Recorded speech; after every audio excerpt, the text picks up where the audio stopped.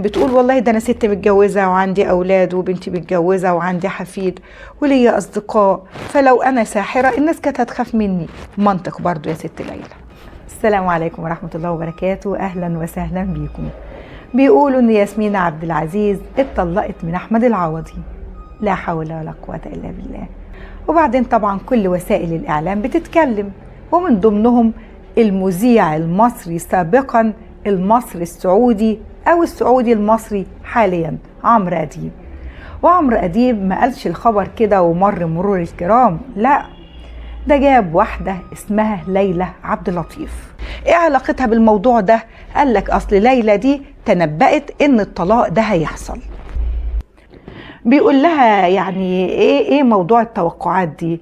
قالت له والله ان من وانا طفله وانا عندي توقعات كده وتوقعاتي بتحصل. تقول له انا سألت الشيخ كبير وقال لي يوضع سره في اضعف خلقه، ده سر بينك وبين ربنا. سبحان الله، يعني ربنا اداها ملكه ما اداهاش للنبي صلى الله عليه وسلم. عمرنا ما سمعنا ان الرسول عليه الصلاة والسلام كان بيقعد لاصحابه يقول لهم ده هيحصل له ايه وده هيحصل له ايه وايه المواقع وايه الحاجات اللي هتحصل. لا الرسول ولا الصحابة كان عندهم الملكة دي، وسبحان الله ربنا اختص بيها الست ليلى. وعمرو اديب مقتنع تماما. المهم تنبؤات الست ما خلتش الفنانين والسياسيين والرياضيين، كل المجالات اللهم صل على النبي متعددة المواهب. عمرو اديب بيستضيف الست وبيرحب بيها، فبتقول له ربنا يديك الصحة وطولة العمر. فبيقول لها ايه في ايه؟ فتحس كده عمرو بيتكلم معاها كأنه قدام عالمة يعني مكشوف عنها الحجاب. ايه في ايه؟ مستني تقول له اي خبر خاص بيه. ماشي نكمل. بيقول لك ايه؟ ان في بعض الناس بتقول لك ان في ناس عندها الملكة دي وتعرف تتوقع. شوف كلمة ايه؟ ملكة. ملكة يعني زي كده موهبة، هي عندها موهبة التوقع. مع ان اللي بيحصل ده لا، الست دي دجالة، بس دجالة بشياكة. بعد ما كانت زمان تيجي الدجالة نكشة شعرها وقدامها نار وبتزعق وتخوف، لا، جاية لنا الدجالة طالعة من تحت ايد الكوافير وعمك عمرو اديب قاعد بيسوق لها. قال لك ليلى تنبأت بأحداث كتير كلها حصلت. توقعت الزلازل في تركيا وفي المغرب وفي الصين، توقعت الفيضانات اللي حصلت في ليبيا، توقعت موت شخصية كبيرة في الكويت وتنكيس العلم، توقعت دخول المغرب كاس العالم، وتوقعت حاجات كتير وتوقعاتها حصلت. بيتكلم معاها بمنتهى الاحترام والتبجيل ومبروزها في برواز ذهب.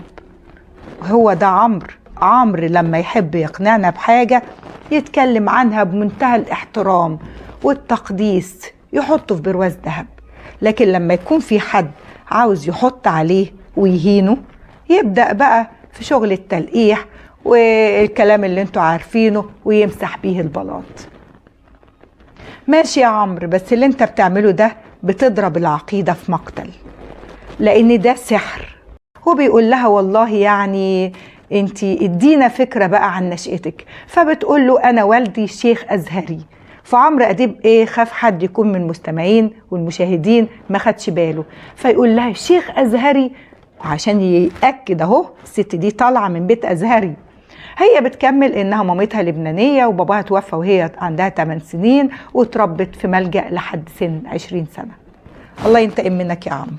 عموما حمل وشيل، وربنا يستر بقى على الناس الغلابة اللي بتصدقك وبتشوفك. لكن ناس كتير واعية اللي انت بتعمله، لان اللي بتعمله ده لا يرضي ربنا ولا يرضي حد عنده عقل ودين. في كتاب مشهور جدا اسمه تدليس ابليس لابن القيم الجوزي. احنا دلوقتي ممكن نألف كتاب اسمه تدليس عمرو اديب.